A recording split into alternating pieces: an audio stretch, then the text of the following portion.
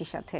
সহবাসের ক্ষেত্রে স্বামী স্ত্রীর ক্ষেত্রে নারী পুরুষের ক্ষেত্রে দেখা যায় যে বিভিন্ন ধরনের ফোর প্লের মাধ্যমে যখন তারা অর্গাজমে যায়, সেই ফোর প্লেরই কিন্তু একটা গুরুত্বপূর্ণ অংশ হচ্ছে লাভ বাইট। এবং ফোর প্লেতে কিসিং, লিকিং এবং প্রত্যেকটা টাচিং, সাকিং, এই প্রত্যেকটাই কিন্তু ফোর প্লের একটা গুরুত্বপূর্ণ অংশ। এবং সেখানকারই আরেকটা পার্ট হচ্ছে লাভ বাইট। সো লাভ বাইটের ক্ষেত্রে দেখা যাচ্ছে যে কখন, কোথায় বা হচ্ছে কোন কোন অংশে লাভ বাইট দেওয়া হচ্ছে, এটা মূলত নারী পুরুষ উভয়ের ক্ষেত্রে অনেক সময় ভেদাভেদ থাকে বা পার্থক্য থাকে।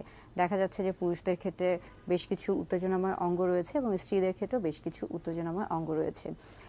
স্ত্রীদের ক্ষেত্রে কোন কোন অংশে সবচেয়ে বেশি উত্তেজনা কাজ করে এটা নিয়েও আমার ভিডিও রয়েছে, এবং পুরুষদের ক্ষেত্রেও কোন কোন অংশে উত্তেজনা কাজ করছে সেটাও কিন্তু অনেকগুলো ভিডিওতে বলা আছে, চাইলে আপনারা সেই ভিডিওগুলো দেখে নিতে পারেন।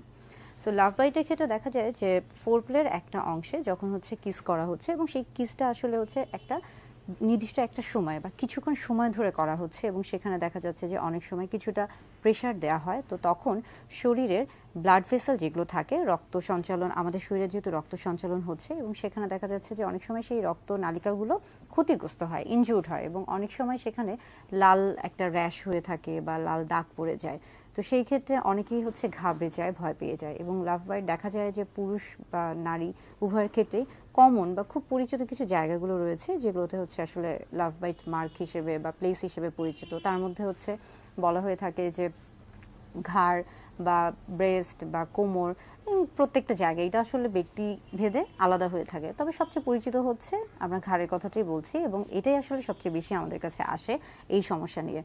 অনেকে আসেন যে লাভ বাইটের ফলে পরবর্তীতে তার হয়তো বা সেখানে ওই অংশে অনেক বেশি কালশিরা বা দাগ পড়ে গেছে, বা এটা আসলে খুব বেশি যে ব্যথা করে তাও না, কারণ আপনি যদি স্বাভাবিক জায়গায় দিয়ে থাকেন, সঠিক জায়গায় দিয়ে থাকেন, তাহলে এটা কিন্তু ক্ষতিগ্রস্ত না।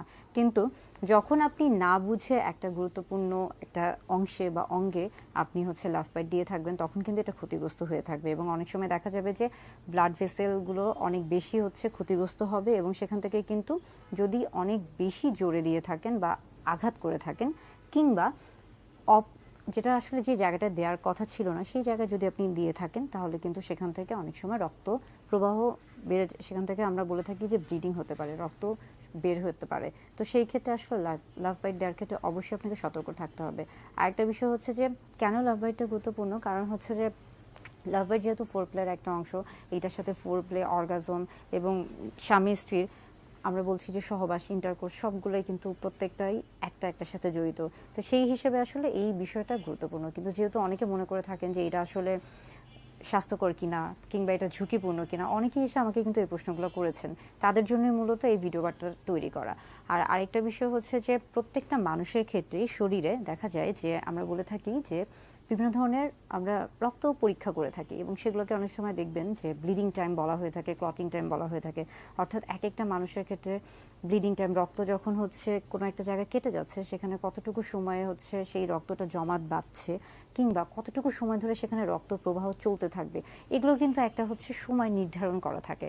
তো আপনি যখন লাভ বাইট দিয়ে থাকবেন, যদি দেখা যায় যে কারো ক্ষেত্রে ব্লিডিং টাইম এবং এই ক্লটিং টাইমটা ঠিক মতো থাকছে না, অর্থাৎ স্বাভাবিক যতটুকু থাকার কথা ছিল তার চেয়ে কম বা বেশি হচ্ছে, তখন যদি কোনো ব্লাড ভেসেল ইনজুর্ড হয়ে থাকে, ক্ষতিগ্রস্ত হয়ে থাকে, তখন কিন্তু এটা তার জন্য সমস্যা। তো সেই ক্ষেত্রে আসলে অতি দ্রুত চিকিৎসকের পরামর্শ নেবেন। আর যদি খুব স্বাভাবিক হয়ে থাকে, শুধুমাত্র একটা হালকা কালো দাগ হয়ে থাকে, তাহলে সেই ক্ষেত্রে আপনি চাইলে বরফ দিতে পারেন, ঠান্ডা বরফ দিতে পারেন, অর্থাৎ আইস দিলে সেই দাগটা আস্তে আস্তে হালকা হয়ে যাবে। আবার অনেকে আমাদের কাছে আসেন যে হয়তোবা তার খুব দাগটা দেখতে খারাপ লাগছে, তিনি বাহিরে যেতে পারছেন না, সেই ক্ষেত্রে অনেকে আবার বিভিন্ন রকমের প্রসাধনী ব্যবহার করে থাকেন। তবে আমি বলে থাকবো যে এই ধরনের যদি কোনো সমস্যায় ভুগে থাকেন, তাহলে সেই ক্ষেত্রে সবচেয়ে ভালো হবে একজন চিকিৎসকের পরামর্শ নিয়ে চলার।